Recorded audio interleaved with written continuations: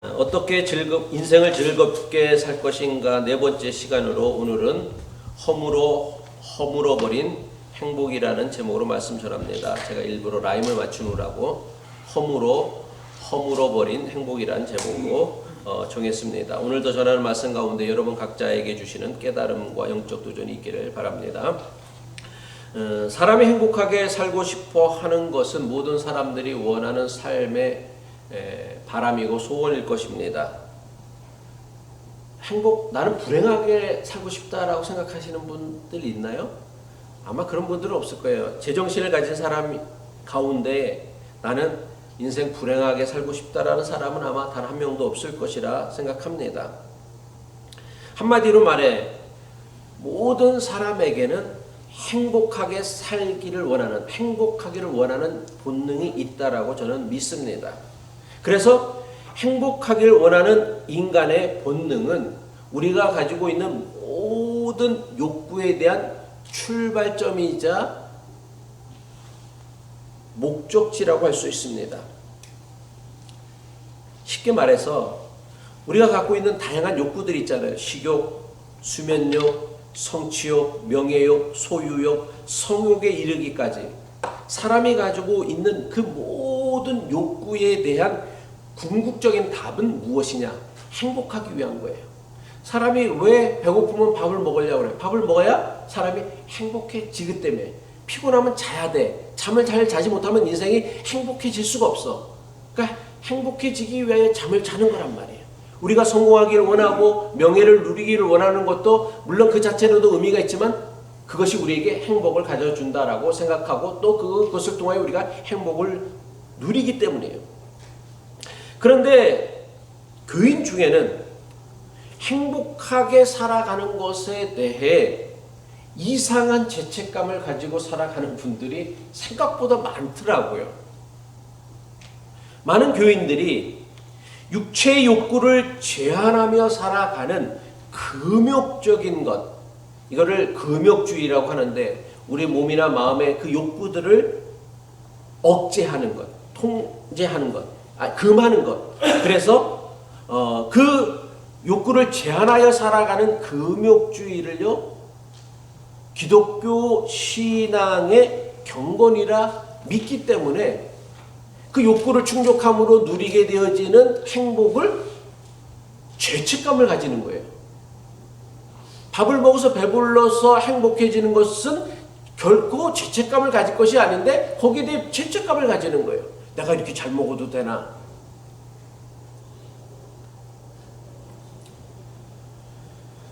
하나님께서 인간에게 주신 그 자연스러운 욕구, 우리는 그 욕구를 하나님께서 욕구를 주셨고 그 자연스러운 욕구를 충족함으로 인간은 살아갈 수 있고 그 욕구를 충족하면서 우리는 행복해질 수 있는데 많은 교인들이 하나님께서 인간에게 주신 그 자연스러운 욕구를 제한할수록 거룩한 사람이 된다라고 믿습니다. 근데 이것은요, 기독교 신앙에 대한 매우 심각한 오해입니다.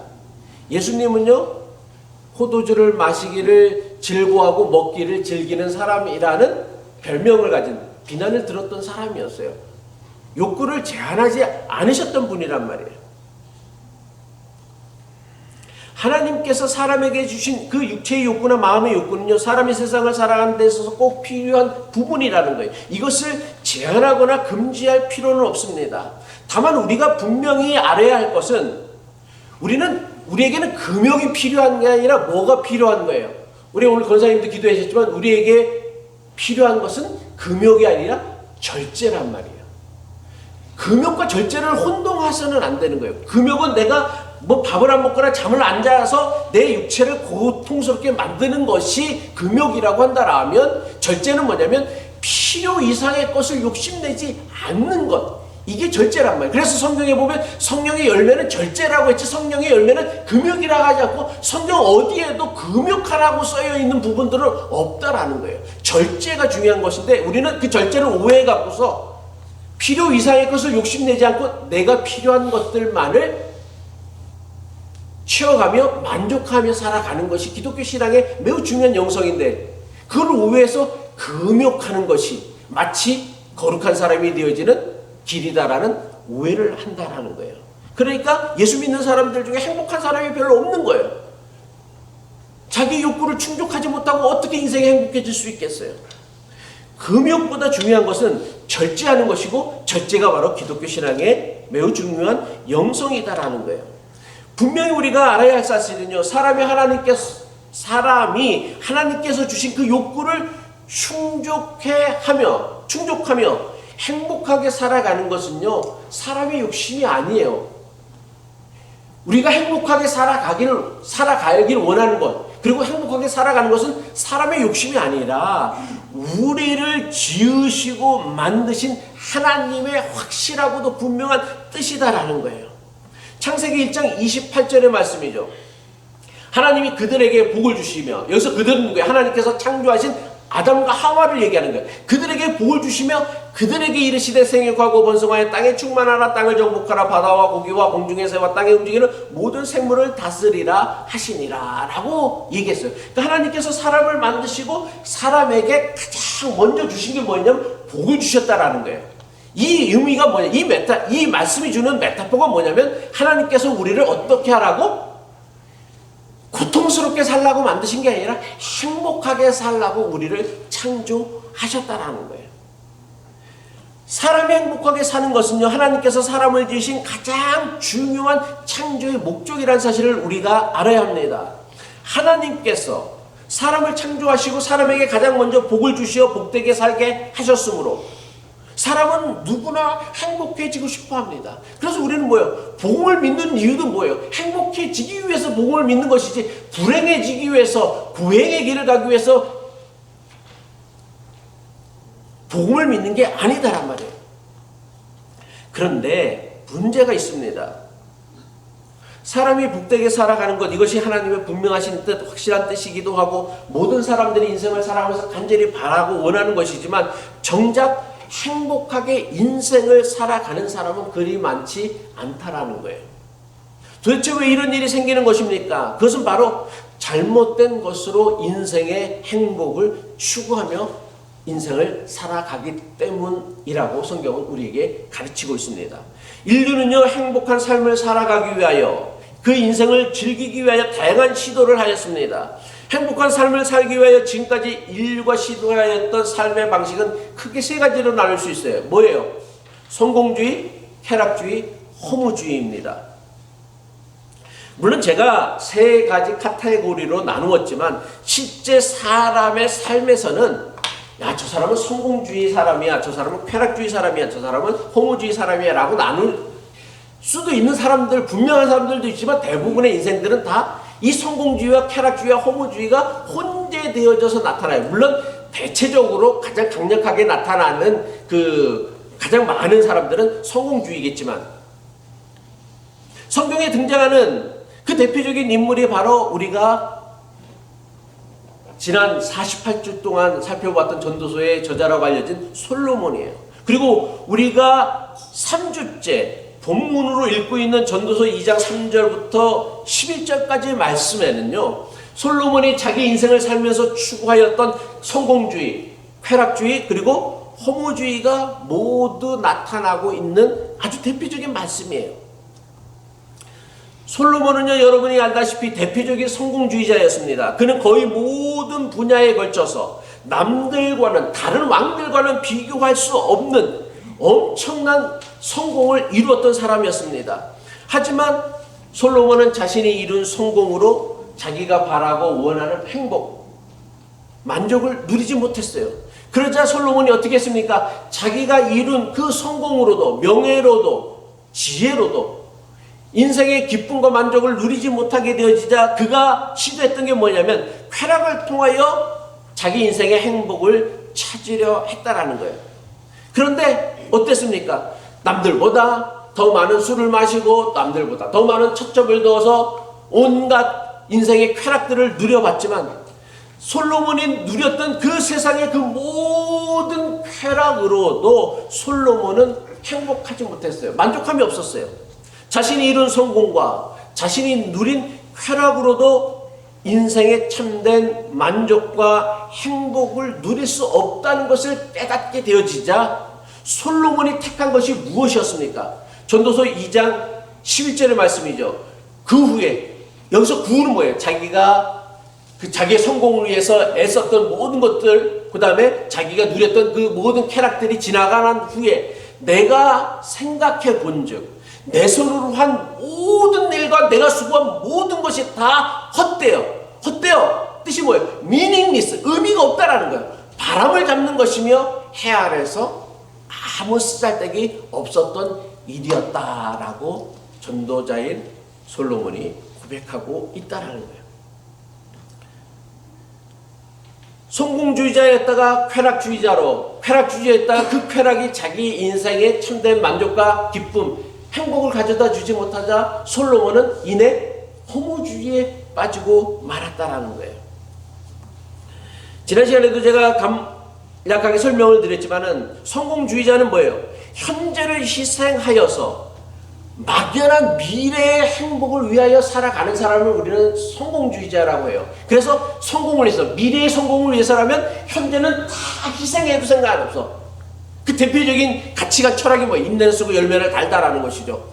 열매를 따기도 전에 인생은 죽을 수도 있다라는 그 인생의 불확실성들을 깨닫지 못하는 거예요. 어느 누구도 그 미래를, 내일 일을 장담할 수 없는데 그 막연한 내일의 희망을, 소망, 행복을 위하여서 현재를 다 포기하고 희생해가면서 미래 성공을 위해 살아가는 사람을 우리는 성공주의자라고 했습니다.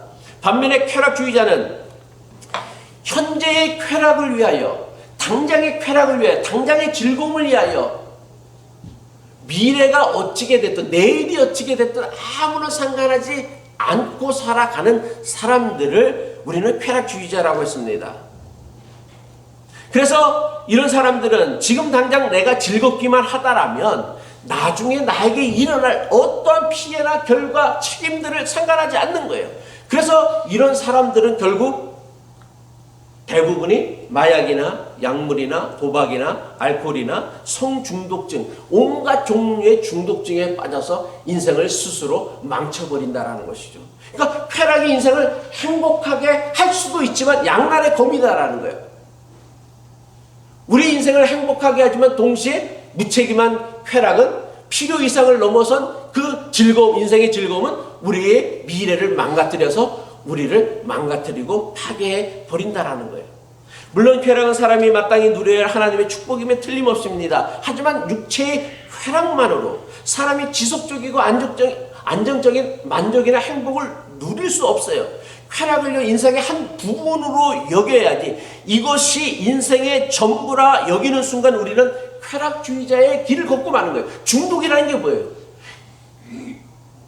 저는 뭐 술이 나쁘다, 성이 나쁘다, 아니면 먹는 것이 나쁘다라고 생각하죠. 좋다고 생각을 해요. 근데 이게 인생의 전부가 되어져서 여기에 인생의 모든 즐거움과 기쁨을 여기에만 몰빵해 버린다라면 그 사람은 결국은 중독증에 빠져서 그 인생을 스스로 망가뜨리고 만다라는 것이죠. 여기에는 어떠한 미래도 존재하지 않고요, 인생의 고귀하고 아름다운 의미도 없으며 결국 영혼은 죽어버리고 만다라는 거예요. 영혼을 가진 존재인 사람이 영혼이 없는 짐승으로 살아가는 게 뭐 그렇게 행복한 인생이 되어줄 수 있겠습니까? 성공주의자가 미래를 위해서 살아가는 사람이고 쾌락주의자가 현재를 위하여 살아가는 사람이라면 허무주의자는 과거에 묶여 살아가는 사람이에요. 과거에 반복되어졌던 실패와 상처로 인하여서 현재 자기가 겪고 있는 불행에 대해 체념하고 결국은 미래에도 나는 불행하게 살 수밖에 없다라며 자기 인생을 포기해버리고 살아가는 사람이에요. 마틴 셀리그름이라는 아주 유명한 미국의 긍정심리학자는 허무주의를 어떻게 정의했느냐면 허무주의는 학습된 무기력증이다라고 얘기를 했어요. 무슨 뜻이냐면 우리는 살면서 어떤 시도나 노력을 했다가 자기가 원하는 결과를 얻지 못해요. 한 번이면 괜찮지만 그것이 두 번, 세 번, 네 번, 다섯 번, 여섯 번 인생에서 끊임없이 반복되게 되어지면 그 실패의 경험 때문에 자신은 더는 그런 일들을 하려고 하지 않는다라는 거예요. 이건 어쩔 수 없어요.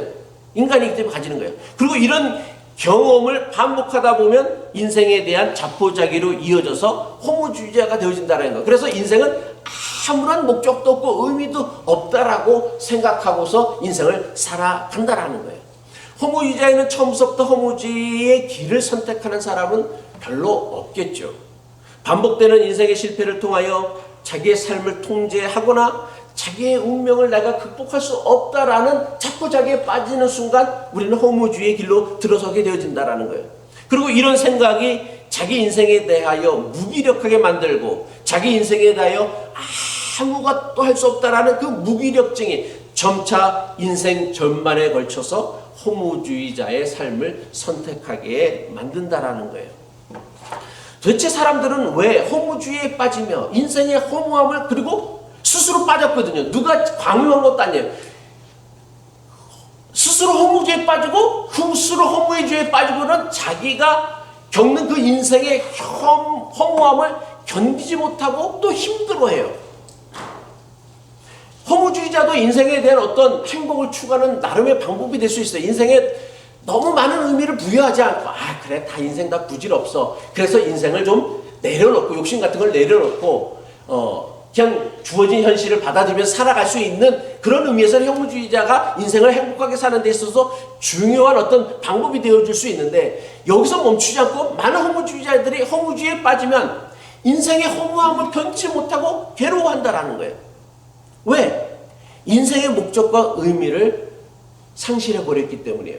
사람이라는 게 모르겠어요. 인생에 저도 뭐 정확하게 뭐라고 얘기를 할 수 없겠지만은 하나님께서는 분명히 인생에 의미와 목적이 두셨다고 생각해요. 저는 그게 행복하게 사는 것이 인생의 목적인데 그 인생의 그 궁극적인 목적들을 우리가 놓쳐버리고 살아가니까 인생이 자꾸만 허무해지고 그 허무함을 괴로워한다라는 거예요. 쉽게 말해서 성공을 인생의 목적으로 삼은 사람이 성공하고 나면 오히려 깊은 인생의 허무에 빠져요. 왜 그런지 알아요? 이미 성공이라는 목적을 성취해서 그 성공이라는 목적을 잃어버렸기 때문이에요.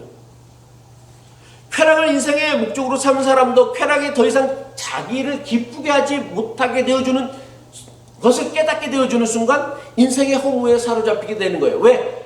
쾌락이 인생의 목적이었는데 그 쾌락이 더 이상 자기를 행복하게 하지 못하거든요. 그래서 우스갯소리로 세상에서 자살률이 가장 적은 직업이 혹시 뭔지 아세요? 예? 거지라고 합니다. 거지는 자살하지 않는데요. 왜? 거지에게는 죽는 순간까지 살아야 할 중요한 목적이 있어. 뭐예요?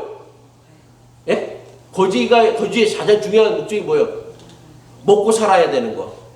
먹고 살아야 되는 게 거지가 우스갯소리를 하는 거예요. 누구를 비하자는 얘기 아니라 그냥 우스갯소리라니까. 먹고 살아야 되는 것이 그 인생에 있어서 가장 중요한 삶의 인생의 목적이기 때문에 그들이 비참하게 남에게 구걸하며 살아가는 게 얼마나 비참하고 한스럽겠어요. 그런데도 그 비참한 일들을 감당해 가면서 구걸해 가면서까지 살아가는 이유는 뭐다? 먹고 사는 것이 그들 인생에 있어서 가장 중요한 목적이기 때문이다 라는 이야기가 있어요. 실제로요, 사람이 죽는 것은요, 자살하는 것은요, 먹고 살 만한 사람들이 해요.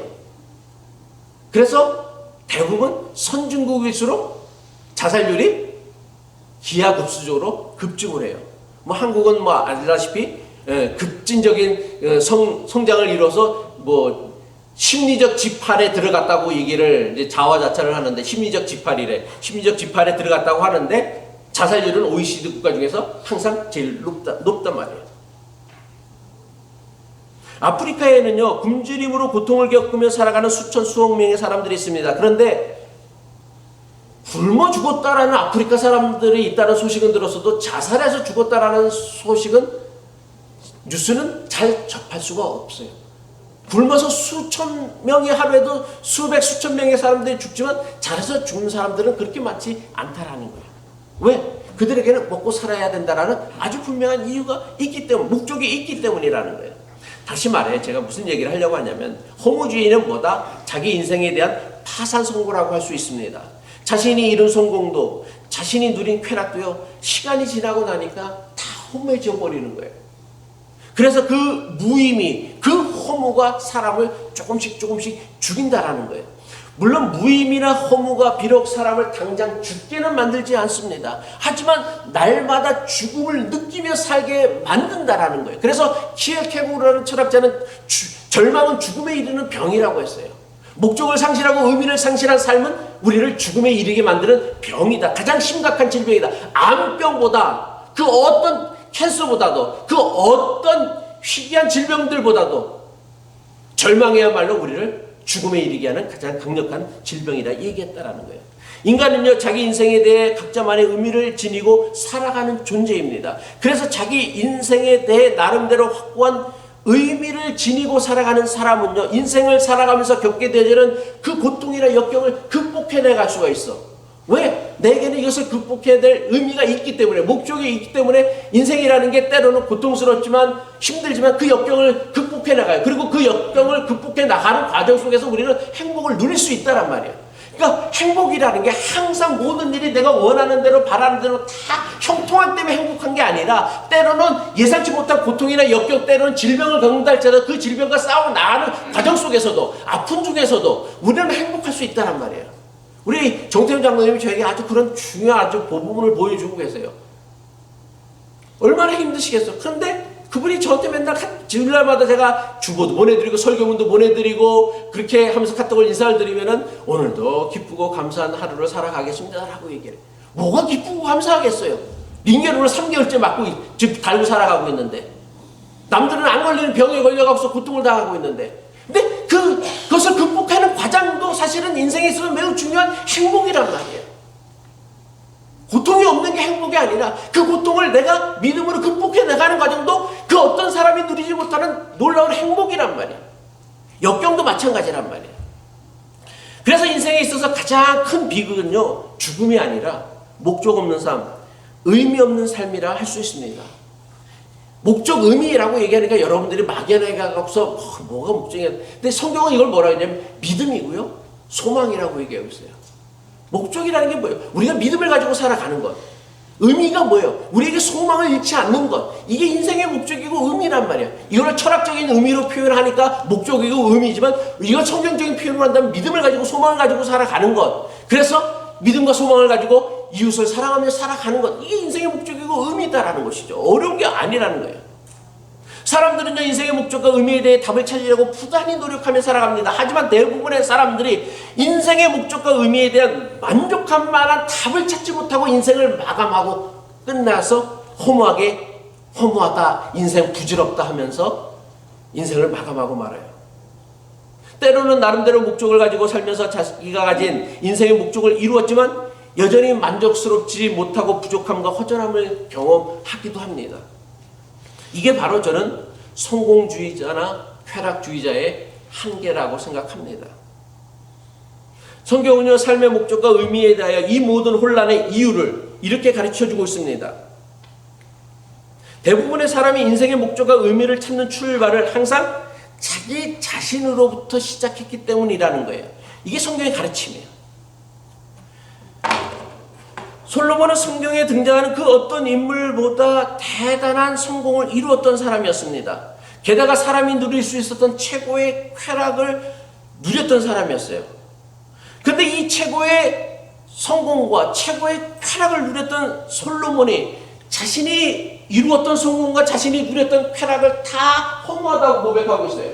그래서 전도서 1장 2절 3절, 전도서의 가장 유명한 말씀이죠. 전도자가 이르되 헛되니 모든 것이 헛되도다. 해 아래서 수고하는 모든 수고가 사람에게 무엇이 유익한가 하면서 미닝리스를 반복하고 있어요. 의미가 없다라는 거예요. 성공이 뭔 의미가 있고 쾌락이 뭔 의미가 있냐라는 거예요. 도대체 왜 우리는 성공하면 행복해질 거라 생각했고, 우리는 쾌락을 누리면 행복해질 거라고 믿고 살아가고 있는데, 그 모든 것들을 누구보다 더 많이 누렸던 전도자가 미닝리스래. 미닝리스.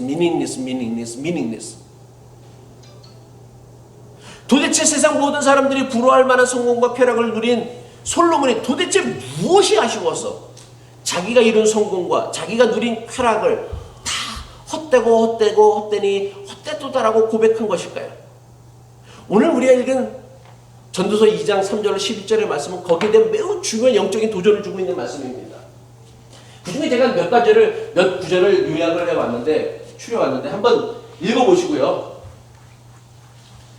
이 전도서 2장 3절로 10절의 말씀 중에 전도자가 솔로몬이 가장 많이 반복하고 있는 말씀이 뭐예요? 뭔 것 같아요? 그렇죠. 내가 내 마음으로 깊이 생각하기를 내가 어떻게 해야 내 마음을 지혜로 다스리며 술로 내 육신을 즐겁게 할까? 나의 삶을 크게 했다. 내가 나를 위하여 수목을 기르는 무엇이든지 내 눈이 원하는 것을 내가 금하지 않았고 무엇이든지 내 마음이 즐거워하는 것을 내가 막지 아니하였다라고 얘기하고 있어요. 이게 뭘 의미합니까? 솔로몬이 했던 그 모든 성공과 솔로몬이 누렸던 모든 쾌락은 다 누구를 위한 거예요? 자기만을 위한 것이었다는 말이에요. 솔로몬이 이룬 성공은 오직 자기만을 위한 성공이었고 솔로몬이 누린 쾌락 역시 오직 자기 자신만을 즐겁게 하기 위한 쾌락이었단 말이에요. 바로 솔로몬이 자기 자신으로부터 그리고 자기만을 위한 인생의 목적이나 의미를 찾으려 했기 때문에 거기 속에서 얻은 성공이나 쾌락을 통해서 전도자는 솔로몬은 인생에 아무런 의미를 찾을 수 없는 것. 그래서 meaningless를 반복할 수밖에 없었다라는 것이죠. 여러분, 성경에서 하나님께서 천지를 창조하시고서 모든 것이 보시기에 좋았다라고 했는데 보시기 좋지 않게 여기셨던 것이 딱 한 가지가 있었어요. 그게 뭐였어요? 사람이 홀로 사는 거예요. 홀로 지내는 거였어요. 그래서 아담을 재우고서 아담의 갈비뼈로다 돕는 배필인 하와를 주셨다고 했어요. 이거를 또 메타포로 이해해야지 여자는 무조건 남자를 돕는 사람이다가 아니라 사람과 사람과의 관계를 하나님께서 무슨 관계로 주셨다라는 거예요. 돕는 관계로 주셨다라고 생각을 하면 되는. 그래서 우리가 부부 생활을 할 때 무슨 생각을 해야 되냐면 내가 남편을 어떻게 도울까, 또 남편은 내가 아내를 어떻게 도울까를 생각을 하고 살아가는 가정은 행복할까요? 불행할까요? 불행할 것 같아요?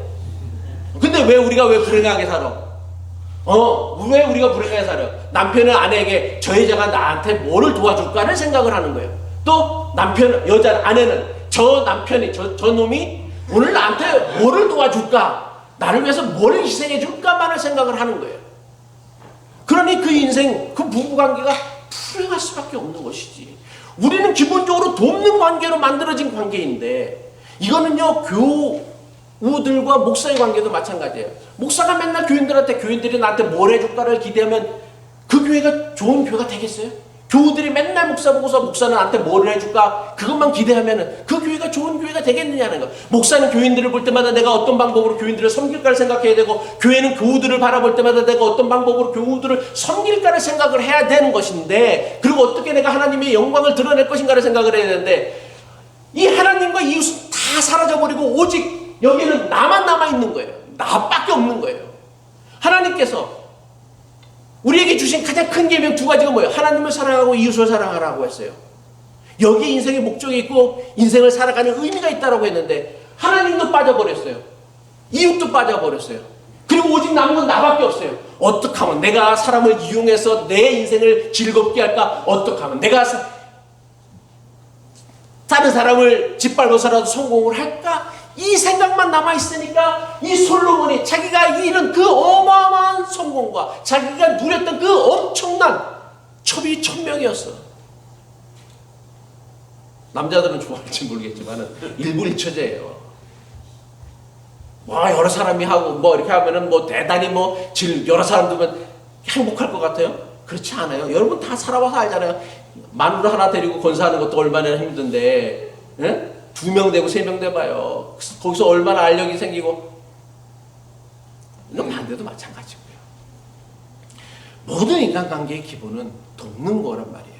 그리고 우리는 누군가를 도울 때의 인생의 의미, 목적을 발견할 수 있는 거예요. 그런데 그 하나님, 여기 보세요. 내가 어떻게 해야 하나님을 기쁘게 할까? 어떻게 해야 하나님을 즐겁게 할까가 있어요? 어떻게 해야 내가 내 백성들을 기쁘게 할까? 내가 어떻게 해야 내 백성들을 잘 다스릴까가 여기 있어요? 없어요. 다 자기를 위해 했던 거예요. 자기의 명예, 자기의 성공, 자기의 인정, 자기의 칭찬, 자기의 지혜, 자기의 쾌락을 위해서 살아간 거예요. 그러다 보니까 결국 허무주의에 빠질 수밖에 없었다는 것이죠. 말씀을 마칩니다. 인생이 허무하다고 여겨지십니까? 혹시 제대로 된 인생의 목적과 의미를 찾으라는 하나님의 엄중한 경고라고 여러분 들으시면 됩니다. 인생이 자꾸만 허무해져. 살면 살수록 인생이 왜 이렇게 허무해지지? 그러면 하나님께서 내게 주시는 경고 사이라 여기면 돼. 너 여태까지 잘못된 목적과 의미를 가지고 살아갔으니까 네 인생의 의미와 목적을 다시 한번 돌이켜봐. 무엇을 위해서 살아야 되는지 한번 생각해보라는 하나님의 경고란 말이에요. 하나님의 피조물인 사람이 하나님을 망각하고 오직 자기 자신에게만 초점을 두어서는요, 그 누구도요 제대로 된 인생의 목적을 발견할 수 없어요. 우리는 창조주가 아니라, 우리는 하나님이 아니라 피조물이란 말이야. 그래서 우리는 하나님을 떠나서는 그 인생의 제대로 된 의미와 목적을 발견할 수 없는 거예요. 우리는요 사회적인 존재란 말이에요. 혼자 살 수 없어요. 우리는 무인도 사는 게 아니라 이웃과 함께 더불어 같이 살아야 되는 거예요. 그래서 용서하고 용서받는 일들이 우리 공동체에는 날마다 풍성해야 되는 거예요. 그런데 오직 자기만 생각해서 자기에게 잘못하면 다 나쁜 놈 만들어버리는 그런 인생을 살아가니 그 인생이 어떻게 미닝리스가 안 될 수가 있겠어요? 당연히 미닝리스지. 어떻게 해야 우리는 우리 인생을 행복하게 해야 제대로 된 인생의 목적과 의미를 찾을 수 있습니까? 오직 하나님 안에서만 우리가 어떻게 시작되어졌고 우리가 누구이며 삶의 의미와 목적 그리고 이를 통한 삶의 소중함 더 나아가 삶의 참된 만족과 목적을 우리는 발견할 수 있습니다. 하나님 외에 다른 그 모든 길들은요, 그것이 성공주의든 쾌락주의든 허무주의든 결국 우리 인생을요 막다른 골목으로 몰아넣고 말 것입니다. 질문 받겠습니다.